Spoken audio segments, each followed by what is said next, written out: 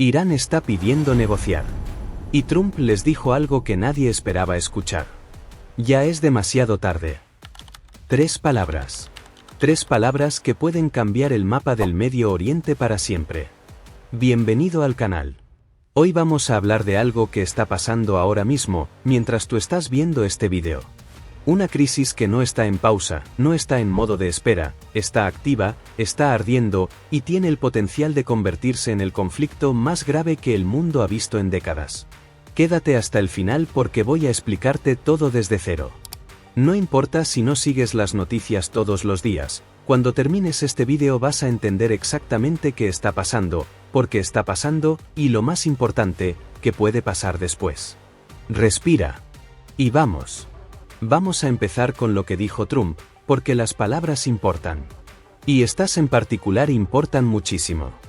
En una declaración que sorprendió a analistas, diplomáticos y líderes de todo el mundo, el presidente de los Estados Unidos afirmó que el gobierno de Irán había estado intentando abrir canales de negociación. Según Trump, funcionarios iraníes estaban buscando una salida diplomática, querían hablar, querían sentarse en una mesa y reducir las tensiones. Y Trump les respondió con una frase que va a quedar grabada en los libros de historia: ya es demasiado tarde. Piensa en lo que eso significa por un segundo. Cuando un país pide negociar, la respuesta esperada, la respuesta diplomática normal, es: bien, hablemos. Porque eso es lo que se hace. Eso es lo que los países hacen para evitar que las cosas escalen. Incluso entre enemigos históricos, incluso entre naciones que se detestan, siempre hay una puerta abierta para la diplomacia. Trump cerró esa puerta. Y no solo la cerró, sino que dijo: el momento ya pasó. Eso no es un mensaje para Irán solamente. Ese es un mensaje para todo el mundo. Para Rusia, para China, para Corea del Norte, para cualquier actor que esté mirando y tomando nota de cómo actúa Washington en este momento. Y el mensaje es: cuando Estados Unidos decide moverse militarmente, no hay vuelta atrás. ¿Pero por qué ahora? ¿Por qué llegamos a este punto? Para entender eso, tenemos que dar un paso atrás y hablar de todo lo que pasó antes. La tensión entre Estados Unidos e Irán no nació ayer. Tiene décadas. Tiene capas y capas de historia, de traiciones, de guerras por poder, de intereses económicos, de religión, de política. Pero para los fines de este vídeo, vamos a enfocarnos en lo reciente. En lo que construyó el escenario que hoy estamos viendo. Irán lleva años desarrollando lo que muchos expertos llaman una estrategia de poder proxy. En lugar de enfrentarse directamente a sus enemigos, Irán financia, entrena y arma a grupos en diferentes países. En el Líbano está Hezbollah. En Yemen están los Houthis. En Irak hay milicias chiitas. En Gaza, Hamas recibió apoyo iraní. Esta red de influencia es lo que Irán usa como su escudo y como su espada al mismo tiempo. Cuando algo pasa en la región, Irán no necesita mover un solo soldado iraní. Activa a uno de sus praxis. Y luego dice: nosotros no hicimos nada. Durante años, ese modelo funcionó. Le permitió a Irán expandir su influencia sin asumir el costo directo de una guerra abierta. Pero en los últimos meses, ese modelo empezó a romperse. Los ataques de los Houthis en el Mar Rojo obligaron a Estados Unidos y a varios países europeos a responder militarmente. Las operaciones israelíes en Gaza y en el Líbano golpearon duramente a Hamas y a Hezbollah, dos de los pilares más importantes de la red iraní. Y la presión acumulada sobre Irán fue creciendo hasta que ya no pudo ignorarse. Trump llegó a la presidencia con una doctrina clara: máxima presión. No es nueva, la usó en su primer mandato también. Pero esta vez llegó con más intensidad, con más convicción, y con un escenario regional completamente diferente. Y entonces empezaron los bombardeos. Cuando hablamos de bombardeos en este contexto, hay que ser precisos. No estamos hablando de un incidente aislado. Estamos hablando de una serie de operaciones militares que se fueron encadenando una tras otra, cada una más intensa que la anterior. Los ataques contra instalaciones relacionadas con el programa nuclear iraní no son una sorpresa para nadie que haya seguido este conflicto. Israel lleva años ejecutando operaciones de sabotaje contra científicos iraníes, contra infraestructura de enriquecimiento de uranio, contra instalaciones en las que Irán desarrolla misiles balísticos. Pero la escala de lo que estamos viendo ahora es diferente. Lo que cambió es la coordinación. La pregunta que todos se hacen es, ¿hasta qué punto Estados Unidos está directamente involucrado? ¿Estamos hablando de apoyo logístico, de inteligencia compartida o de participación directa? Trump no lo dijo explícitamente. Pero lo que sí dijo fue claro, las operaciones militares ya están en marcha. Y Washington va a continuar presionando hasta alcanzar sus objetivos estratégicos. Eso es lenguaje militar. Y ese lenguaje tiene un significado específico. Cuando un presidente de los Estados Unidos dice objetivos estratégicos, no está hablando de castigar a Irán un poco para que se porte bien. Está hablando de cambiar algo estructural. Algo que no se puede deshacer fácilmente. ¿Cuál es ese objetivo? Hay varias teorías, y vamos a hablar de todas. La primera teoría es la más simple, el objetivo es destruir la capacidad nuclear de Irán. Irán ha estado enriqueciendo uranio a niveles que se acercan a los necesarios para construir una bomba. Eso es una línea roja tanto para Estados Unidos como para Israel.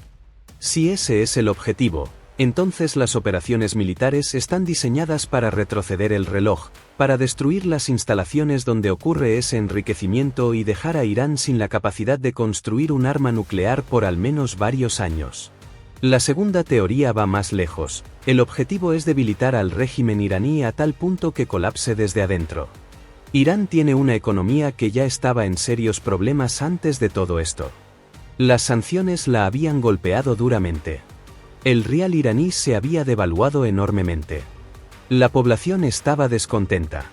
Las protestas de los últimos años, especialmente después de la muerte de Mahsa Amini, mostraron que hay una fractura profunda entre el pueblo iraní y el gobierno de los ayatolás. Si la presión militar se combina con esa presión interna, el régimen podría enfrentar una crisis existencial. La tercera teoría es geopolítica. El objetivo real no es solo Irán, sino el mensaje que se envía a China y a Rusia. Estados Unidos está demostrando que está dispuesto a usar la fuerza de manera decisiva, y eso tiene implicaciones para Taiwán, para Ucrania, para cualquier zona de conflicto donde las grandes potencias estén midiendo el compromiso americano. Probablemente la verdad incluye elementos de las tres. Volvamos a esa frase. Porque necesitamos analizarla más a fondo. Cuando Trump dice que ya es demasiado tarde para negociar, ¿qué está diciendo exactamente? Hay una interpretación táctica. Una vez que los ataques comenzaron, abrir negociaciones crea un problema operacional.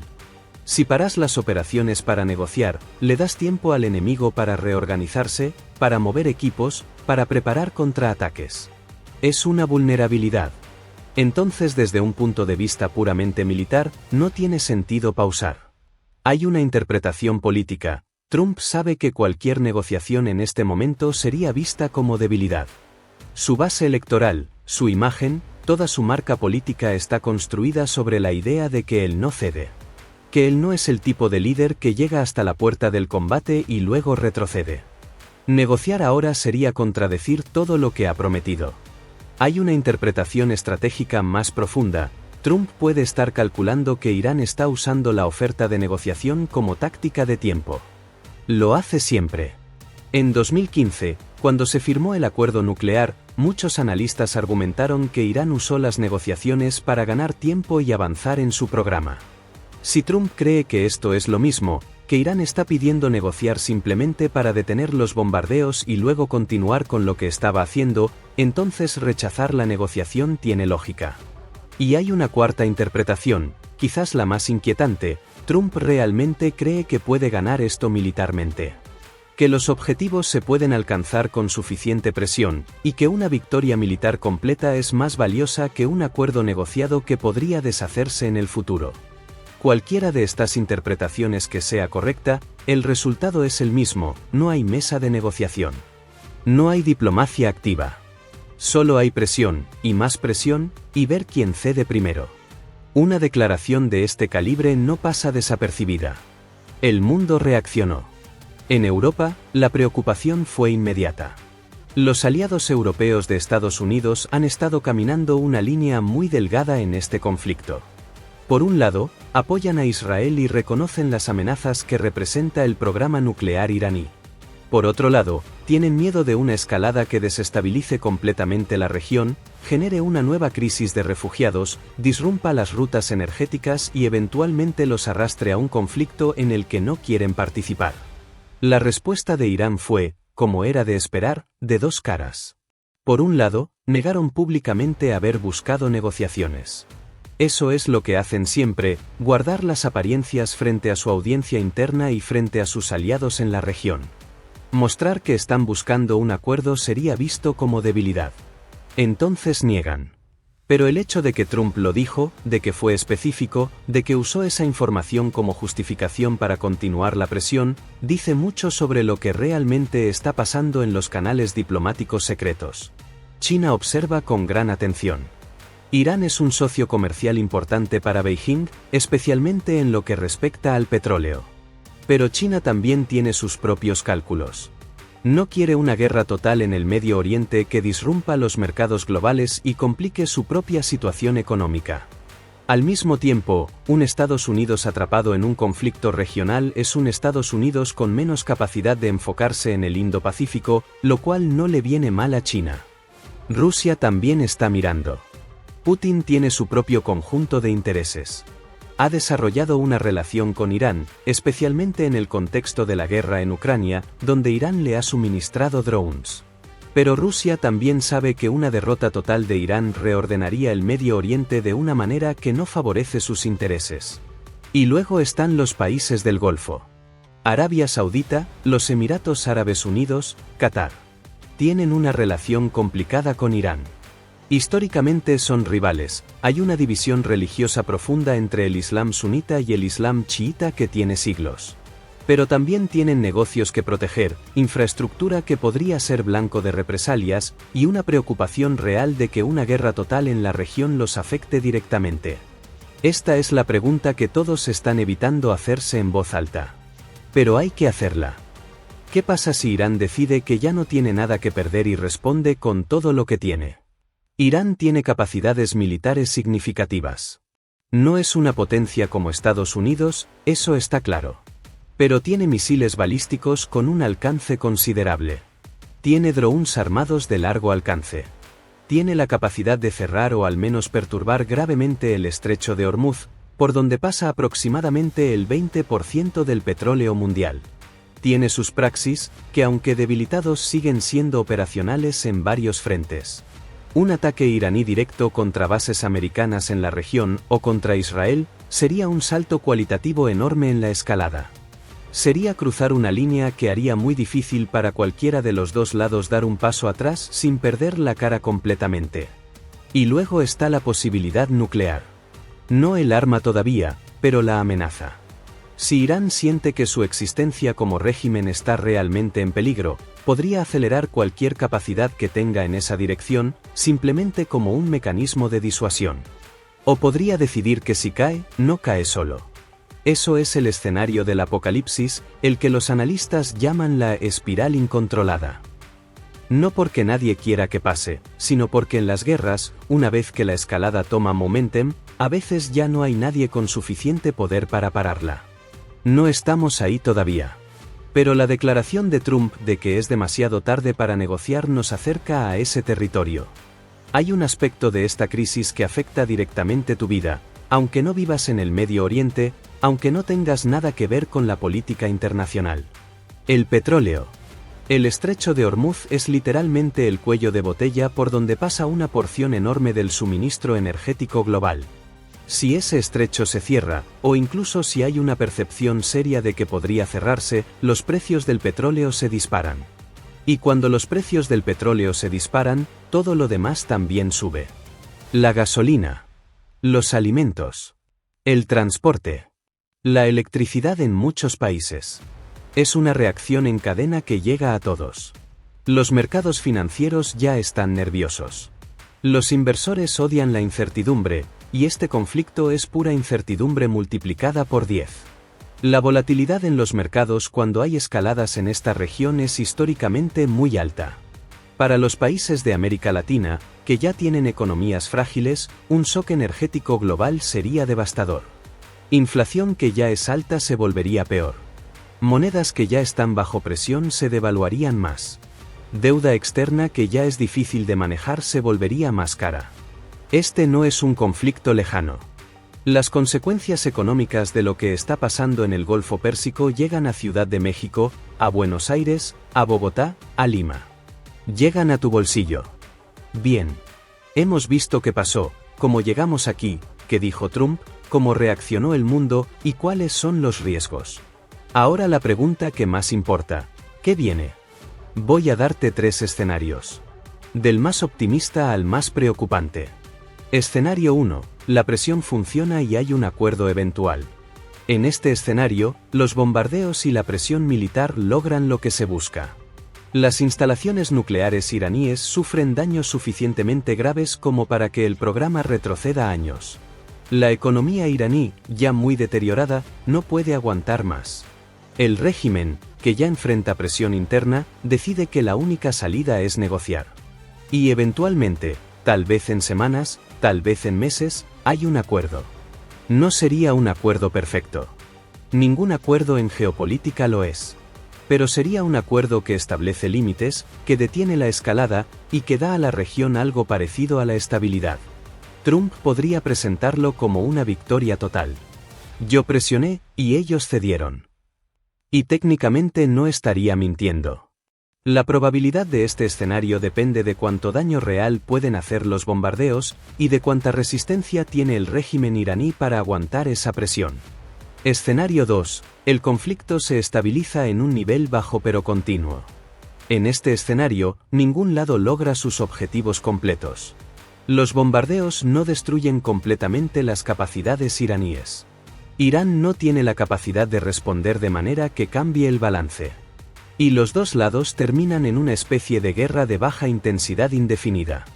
Ataques y contraataques. Operaciones encubiertas. Presión económica. Proxy wars que continúan. Pero sin una escalada que llegue al nivel de guerra abierta entre potencias. Es un escenario feo, pero es también el más probable históricamente. Los conflictos en el Medio Oriente tienen una larga historia de nunca resolverse completamente y nunca escalarse hasta el colapso total. Simplemente continúan. El costo humano y económico de este escenario es enorme. Pero no es el apocalipsis. Escenario 3. La espiral incontrolada. En este escenario, algo sale mal. Un ataque golpea algo que no debía golpear. Mueren personas que cambian el cálculo político. Un misil iraní mata soldados americanos. Israel toma una decisión que escala más allá de lo que Washington quería. Irán activa todos sus praxis al mismo tiempo. Y de repente nadie tiene control de nada. Este es el escenario que los historiadores llaman agosto de 1914. El mes en que empezó la Primera Guerra Mundial. No porque alguien quisiera una guerra mundial, sino porque una serie de decisiones, cada una que parecía lógica en el momento, crearon una cadena de eventos que nadie pudo detener. No estamos en ese punto. Pero declarar que ya es demasiado tarde para negociar nos acerca a él. Hay algo que quiero decir y que pocas personas dicen claramente. En este conflicto, como en todos los conflictos grandes, los que menos tienen voz son los que más sufren. El pueblo iraní no es el régimen de los ayatolás.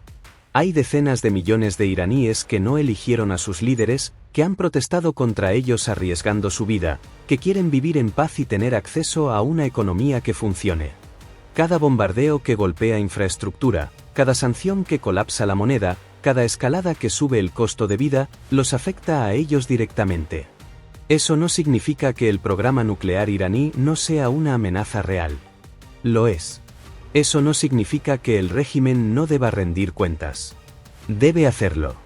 Pero a veces en el análisis geopolítico perdemos de vista que detrás de cada cifra, de cada declaración, de cada mapa con flechas de movimientos militares, hay personas reales. Igual del lado americano. Los soldados que están en bases en la región, que duermen con la conciencia de que podrían ser blancos en cualquier momento, no son abstracciones. Son personas. La diplomacia existe, a pesar de todos sus defectos, porque la alternativa es que esas personas mueran. Cuando Trump dice que ya es demasiado tarde para negociar, cierra una puerta. Y lo que hay del otro lado de esa puerta no es abstracto. Es muy concreto y muy humano. Para entender por qué este momento es tan crítico, hay que tener un poco de contexto histórico. Irán y Estados Unidos llevan décadas en conflicto desde la Revolución Islámica de 1979, cuando el gobierno proamericano del Shah fue derrocado y reemplazado por la República Islámica. Ese año también marcó el comienzo de la crisis de los rehenes, cuando iraníes tomaron la embajada americana en Teherán y mantuvieron a 52 diplomáticos cautivos por 444 días. Esa herida nunca cerró del todo. En las décadas siguientes hubo operaciones encubiertas, financiamiento de grupos contrarios, sanciones económicas progresivamente más severas. Irán fue construyendo su red de praxis. Estados Unidos fue construyendo su sistema de sanciones y su presencia militar en la región. El punto de máxima tensión antes de ahora fue en enero de 2020, cuando Trump ordenó el asesinato del general Qasem Soleimani, el jefe de la fuerza Quds iraní y el arquitecto principal de la estrategia proxy de Irán. Fue un ataque que la mayoría de los analistas consideró exitoso en términos tácticos, pero que subió la temperatura a niveles nunca vistos. Irán respondió con ataques de misiles contra bases americanas en Irak. Nadie murió, lo que algunos interpretaron como una señal deliberada de que Irán no quería una escalada total. Pero el escenario que tenemos hoy sugiere que esas señales ya no están siendo enviadas o ya no están siendo recibidas. El programa nuclear iraní es otro capítulo de esta historia. El acuerdo de 2015, conocido como el JPOA, fue negociado por Obama y prometía limitar el enriquecimiento de uranio a cambio del levantamiento gradual de sanciones. Funcionó parcialmente. Trump lo abandonó en 2018. Irán comenzó a enriquecer uranio de nuevo, y el acuerdo nunca fue restaurado completamente. Hoy, Irán tiene uranio enriquecido a niveles significativamente más altos de los que tenía en 2015. El reloj que se suponía que había sido parado con ese acuerdo avanzó durante años sin que nadie lo pudiera detener. El conflicto no está ocurriendo en el vacío. Está ocurriendo en una región que es geopolíticamente una de las más complejas del mundo. Israel es el actor más directamente involucrado después de Estados Unidos e Irán. Israel considera al programa nuclear iraní una amenaza existencial. No es una exageración retórica, es una evaluación estratégica real. Un Irán con armas nucleares cambiaría completamente el balance de poder en la región de una manera que Israel considera inaceptable. Por eso ha actuado, y seguirá actuando. Arabia Saudita tiene su propio cálculo. Históricamente es el rival regional de Irán por la hegemonía en el Golfo. La división sunita-chiita es real y profunda. Pero Arabia Saudita también ha estado en un proceso de normalización de relaciones con varios actores, incluyendo sorprendentemente Irán en el año 2023, bajo mediación china. ¿Qué significa eso en el contexto actual? Es una pregunta sin respuesta clara todavía. Irak es uno de los escenarios más complicados. Tiene un gobierno que está bajo influencia significativa de milicias chiitas financiadas por Irán, pero también tiene una presencia americana. Es literalmente el espacio donde las dos fuerzas se superponen, y eso lo hace un lugar extremadamente volátil. Turquía es otro actor que observa con interés. Es miembro de la OTAN pero tiene su propia política exterior independiente. Tiene relaciones con Irán, con Rusia, con los grupos kurdos que Estados Unidos también apoya en algunos contextos. Erdogan es un maestro del equilibrismo geopolítico. Y luego está Yemen, el Líbano, Siria. Cada uno de estos países es un frente adicional en el cual el conflicto podría expandirse o donde ya está presente de alguna forma. El Medio Oriente no es un tablero de ajedrez. Es un tablero donde hay 10 juegos de ajedrez ocurriendo simultáneamente, todos con reglas ligeramente diferentes, todos influyendo en los demás. Trump habla para audiencias internas tanto como para audiencias internacionales. Y su audiencia interna en este momento tiene opiniones muy divididas sobre el conflicto. Hay un sector de su base que apoya cualquier acción militar fuerte. Para ellos, la postura de fuerza es exactamente lo que quieren ver. América primero no significa aislacionismo para todos, Significa que cuando Estados Unidos actúa con contundencia y no pide disculpas. Pero hay otro sector, más libertario, más aislacionista, que está incómodo con la idea de otro conflicto en el Medio Oriente. Recuerdan Irak. Recuerdan Afganistán. Recuerdan los billones de dólares gastados, los miles de soldados muertos, y la pregunta de, ¿para qué sirvió todo eso? Para ese sector, involucrarse en otro conflicto en la región es exactamente lo que no debería hacerse. Trump tiene que navegar entre esas dos corrientes. Y la declaración de "ya es demasiado tarde" puede estar diseñada precisamente para ese balance. Suena dura, suena decisiva, pero también es vaga sobre el nivel de involucramiento directo americano. Los números de opinión pública son importantes para cualquier presidente. Y una guerra que se extiende, que tiene costos humanos visibles, que sube los precios en casa, puede cambiar esos números rápidamente. No podemos terminar este análisis sin hablar directamente del tema nuclear. Irán ha estado enriqueciendo uranio a niveles del 60%, y algunos reportes sugieren que tiene material enriquecido al 83,7%, muy cerca del grado de arma. Los expertos debaten cuánto tiempo le tomaría a Irán convertir ese material en un arma funcional. Las estimaciones varían desde semanas hasta varios meses.